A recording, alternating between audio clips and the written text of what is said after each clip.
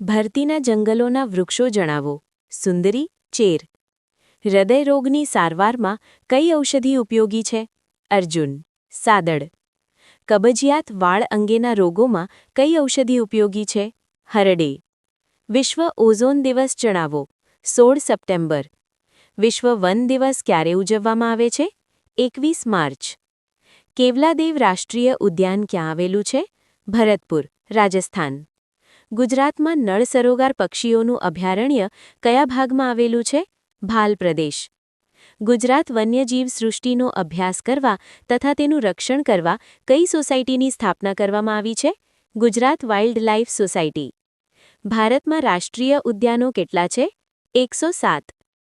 કયા વન સંરક્ષણ ક્ષેત્રમાં માનવીના હરવા ફરવા અને પાલતુ પ્રાણીઓના ચરાણ ઉપર પ્રતિબંધ હોતો નથી? અભયારણ્ય. નમસ્કાર મિત્રો, ગેડિયાઝ ગાઈડન્સ ચેનલમાં આપ સૌનું હાર્દિક સ્વાગત છે. આ વિડીયોમાં આપણે GCERT ધોરણ 6 થી 10 ભારતની ભૂગોળ ભાગ 13ના મહત્વપૂર્ણ વન-લાઇનર પ્રશ્નોત્તરો જોઈ રહ્યા છીએ. જો આ વિડીયો સારો લાગે તો લાઇક અને તમારા મિત્રોને શેર કરવાનું ભૂલશો નહીં. ભારત દેશમાં સૌ પ્રથમવાર વસ્તી ગણતરી ક્યારે હાથ ધરવામાં આવી હતી? વર્ષ 1871. વય જૂથ માળખામાં કામ કરવાની ઉંમરવાળા લોકોના જૂથમાં કેટલી વય સુધીના વ્યક્તિઓનો સમાવેશ કરવામાં આવે છે? 15 થી 59 વર્ષ. ઉત્પાદકીય ઉંમર કરતાં વધુ ઉંમર કેટલા વર્ષ પછીની ગણવામાં આવે છે? 59 વર્ષ. કિશોર વયજૂથ કયા વર્ષની ઉંમરના વર્ગમાં આવે છે? 10 થી 19 વર્ષ. શહીદોનો મેળો કયા રાજ્યમાં ભરાય છે? પંજાબ. કેરળની મુખ્ય ભાષા જણાવો. મલયાલમ. આંધ્રપ્રદેશનું નૃત્ય જણાવો. કુચીપુડી. કથ્થકલી કયા રાજ્યનું જાણીતું નૃત્ય છે? કેરળ. ઓણમ એ કયા રાજ્યનો તહેવાર છે? કેરળ. જગન્નાથપુરીની રથયાત્રા કયા રાજ્યમાં યોજાય છે? ઓડિશા. 21મી સદીના આરંભમાં ક્યારે રાષ્ટ્રીય વસ્તી નીતિ જાહેર કરવામાં આવી? વર્ષ 2000. દુર્ગાપૂજા કયા રાજ્યનો ભવ્ય તહેવાર છે? પશ્ચિમ બંગાળ. કયા વર્ષને મહાવિભાજક વર્ષ તરીકે ઓળખવામાં આવે છે? વર્ષ 1921.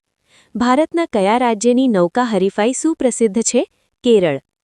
કુનીનો મેળો ક્યાં ભરાય છે? ઉત્તર પ્રદેશ.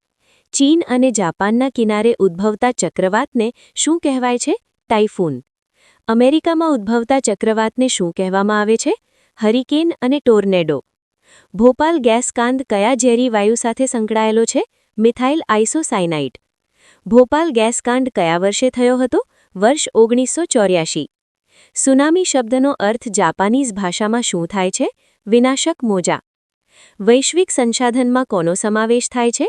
વિશ્વના બધા રાષ્ટ્રોની સહિયારી માલિકીના સંસાધન. હિમાલયના ખીણો અને ઢોળાવ ક્ષેત્રમાં 2700 મીટરથી 3000 મીટરની ઊંચાઈ પર કઈ જમીન જોવા મળે છે?